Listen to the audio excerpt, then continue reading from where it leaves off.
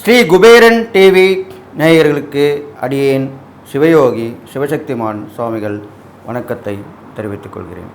அன்பு நேயர்களே, இந்த பதிவில் சுக்கிர பெயர்ச்சி பலன்கள் தான் சொல்ல போகிறோம். 12 ராசிகளுக்குமே உண்டான சுக்கிர பெயர்ச்சி பலன் தான். அது வருகின்ற 26/7/2025 ஆகஸ்ட் மாதம் 20/8/2025 வரைக்குமே இருக்குது. கிட்டத்தட்ட ஒரு மாதம் இருப்பார். இந்த தடவை ஒரு 25 நாள் இருக்கார். இது வரைக்கும் ரிஷபராசியில் இருந்த சுக்கிரன் தன்னுடைய சொந்த வீட்டிலேருந்து மிதுன ராசிக்கு பயிற்சி ஆகிறார். அதை பற்றி தான் விரிவாக பார்க்க போகிறோம். பொதுவாக சுக்கிரன் தான் நாம் வாழக்கூடிய வாழ்க்கைக்கு எல்லா வசதிகளுமே செஞ்சு கொடுக்கக்கூடியவர். சுகபோக வாழ்க்கைக்கு சுக்கிரன் அப்படி தான் சொல்லப்பட்டிருக்கு. அப்பேற்பட்ட சுக்கிரன் இது நாள் வரைக்கும் ரிஷபராசியில் தன் சொந்த வீட்டில் அமர்ந்து அவரும் சந்தோஷமாக இருந்து மக்களுக்கும் சந்தோஷமான வரத்தையும் அருளையும் வாரி வாரி வழங்கி கொண்டிருந்தார். ஆனால் இப்பொழுது சுக்கிரன் அடுத்த ராசியாகிய மிதுன ராசிக்கு செல்கிறார். மிதுன ராசிக்குரியவர் புதன். சுக்கிரனுக்கும் புதனுக்கும் ஒற்றுமை ஓரளவுக்கு தான் உண்டு. பெருசாக சொல்ல முடியாது, அவர் ஓரளவுக்கு பரவாயில்ல. ஏன்னா புதன் விஷ்ணுடைய அம்சம், சுக்கிரன் லக்ஷ்மியோட அம்சம். அதனாலும் இருந்தாலும் ஏன் அப்படி சொன்னா, அந்த மிதுன ராசியிலே குரு பகவான் அங்கே அமர்ந்திருக்கிறார். அந்த தேவகுருவான குரு பகவானுடன் அசுர குருவான இந்த சுக்கிரன் போய் சேருகிறார். நல்லா கேட்டுங்க, குருவும் சுக்கிரனும் ஒரு ஜாதகத்தில் சேரக்கூடாது, பார்வையும் பார்க்கக்கூடாது. ஏனென்றால் குரு கொடுப்பதை சுக்கிரன் தடுப்பார், சுக்கிரன் கொடுப்பதை குரு தடுப்பார். இது வழி வழியாக வரக்கூடிய ஒரு விஷயம். ஜோதிடத்தில் மிகப்பெரியமான விதியாக சொல்லப்பட்டது. ரொம்ப கஷ்டப்படுவாங்க. 2 கட்டான்னு சொல்லுவாங்களே, அந்த மாதிரி தான். ஒன்று வரும், ஒன்று மூடும். ஒன்று கதவு திறக்கும், ஒரு கதவு மூடும். இப்படி தான் நடக்கும். அதனால தான் இந்த சுக்கிர பயிற்சி கொஞ்சம் கடினமாக தான் இருக்கும். இருந்தாலும் அவர்களுடைய பார்வை பலன் ஒன்று இருக்கு இல்லையா, அதை வச்சும் நல்லா நடக்கக்கூடிய விஷயம். அதனால் 12 ராசிக்கு இப்போ நான் பலன் சொல்ல போகிறேன். பொதுவான பலன் பார்க்கும்பொழுது, இப்போது உள்ள நேரங்காலம் பார்க்கும்போது பொதுவாகவே எல்லா கிரகங்களுமே ராகு கேதுவோடைய பிடியில் மாட்டின்று. பக்கம் பெற்ற சனி ராகுவோடைய அமர்ந்திருக்கார், கும்பராசியில் அமர்ந்துட்டார். செவ்வாயோட கேது அமர்ந்துட்டார். இது நடுவில் தான் எல்லா கிரகமும் இருக்குது. எந்தெந்த கிரகங்கள் சேரக்கூடாதோ அந்தந்த கிரகங்கள் தான் சேர்ந்துருக்கு. ராகுவும் சனியும் சேரக்கூடாது, செவ்வாயும் கேதுவும் சேரக்கூடாது, குருவும் சுக்கிரனும் சேரக்கூடாது. பாருங்கள், எவ்வளோ பிரச்சனைக்கு மேலே பிரச்சனை தான் வரப்போகுது. இருந்தாலும் எல்லாருக்குமே பரிகாரம் உண்டு, இறை வழிபாடு உண்டு, தான தர்மங்கள் உண்டு. அதெல்லாம் செஞ்சுட்டு வந்தீங்கனாலே நீங்கள் வெளியே வந்துடலாம். இப்போ இதனால் என்னென்ன நடக்கும்னு கேட்டிங்கனாக்கா, முதல்ல சுக்கிரன் குருவோடு சேரும்போது என்ன நடக்கும்னா, குருவால் கொடுக்கக்கூடிய பலன்கள் எல்லாமே மட்டுப்படும், தட்டுப்படும், கிடைக்காமல் போகும், தாமதமாகும். ஒரு படிப்பு படிக்கணும்னா தாமதமாகும். ஒரு கல்வி நிலையத்தில் சேரணும்னா சீட்டு கிடைக்காமல் கஷ்டமாக இருக்கும். அதே மாதிரி பணத்தட்டுப்பாடு ஏற்படும். பணம் கொடுத்துக்கிட்டே இருந்தவங்க திடீர்னு நிறுத்திடுவாங்க கொடுக்காம. ஃபைனான்ஸில் கேட்டால் கிடைக்காது, கடன் கேட்டால் கிடைக்காது. இதுதான் மாதிரி நடக்கும். அதே மாதிரி வண்டி வாங்கணும்னு நினைப்பீங்க, தள்ளி தள்ளி போயினே இருக்கும். பெண்களுக்கு ஏற்ற அணிகலன்கள் அதெல்லாம் வாங்க பார்ப்பீங்க, துணிமணிகள் வாங்க பார்ப்பீங்க, அதெல்லாமே தள்ளி போகும். சுகபோகமான வாழ்க்கைக்கு தேவையானவற்றை வாங்கணும்னு நினைப்போம், ஆனால் தள்ளி தள்ளி போயிடும்.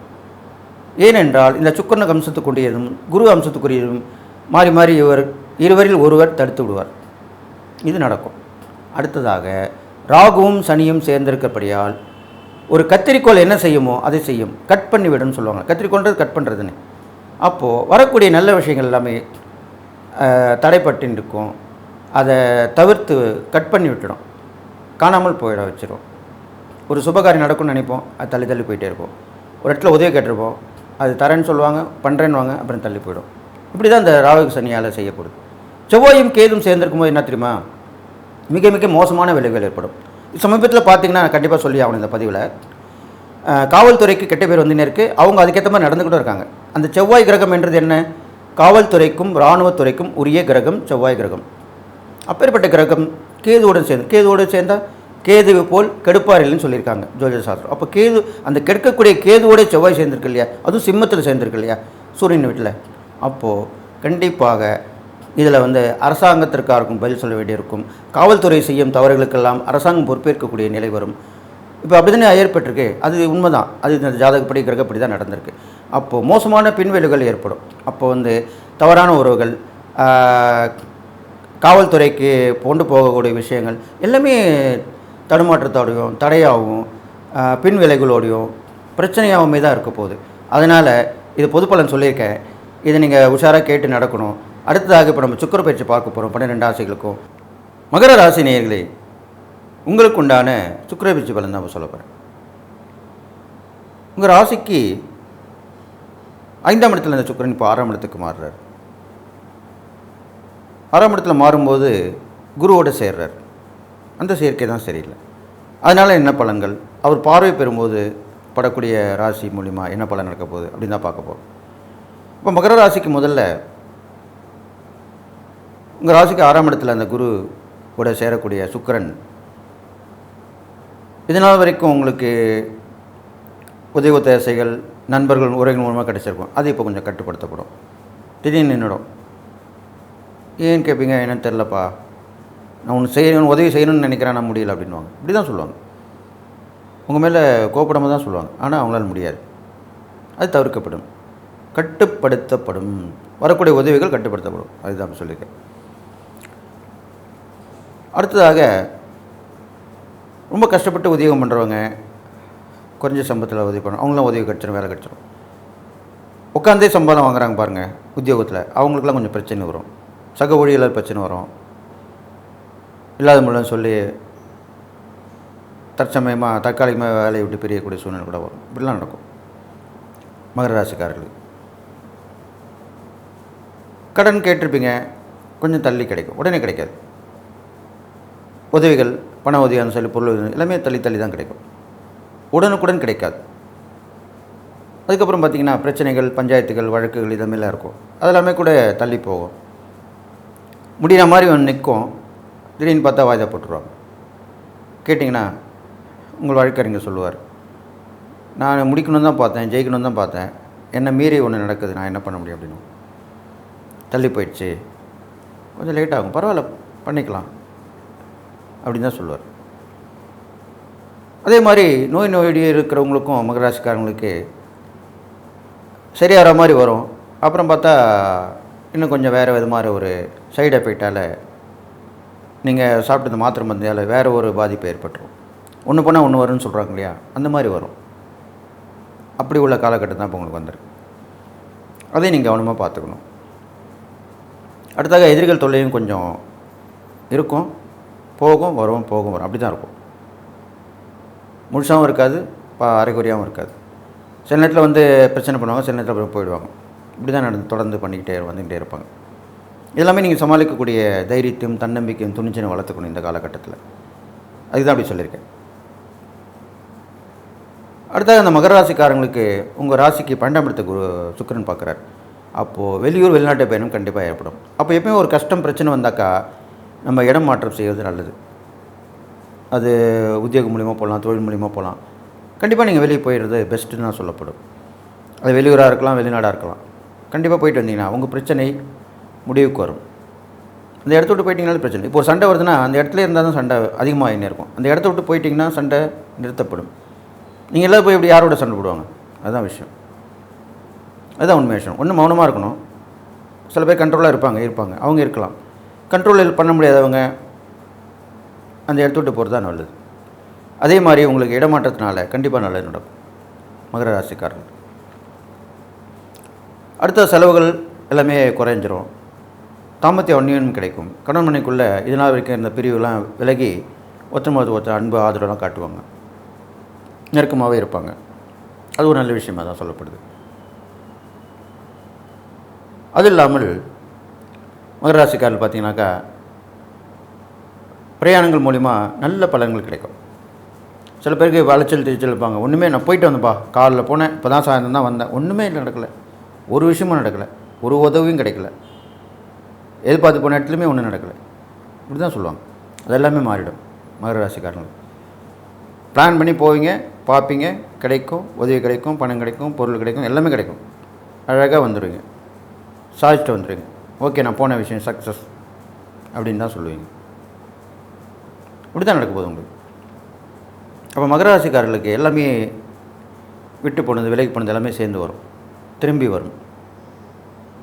அப்படி தான் நடக்க போகுது. நீங்கள் செய்யக்கூடிய இறைப்பெருக்கான்னு பார்க்கும்போது உங்கள் ராசியாதிபதிக்கு சனி பகவான் தான். சனி பகவானுக்கு ஆஞ்சநேயர் வழிபாடு ரொம்ப விசேஷமாக சொல்லப்படுது. அது இல்லாமல் சிவனுடைய வழிபாடு ரொம்ப விசேஷமாக சொல்லப்பட்டிருக்கு. சிவன் கோயிலில் மாலை வேளையில் போயிட்டு தீபம் போட்டு அமைதியாக உட்காந்து தியானம் தவம் பண்ணிட்டு வரலாம். ஆஞ்சநேயருக்கு துளசி மாலை சாத்தி வெற்றிலை மாலை போட்டு வணங்கி வழிபட்டு வரலாம். இது மாதிரிலாம் பண்ணலாம். அது இல்லாமல் ஆஞ்சநேயருக்கு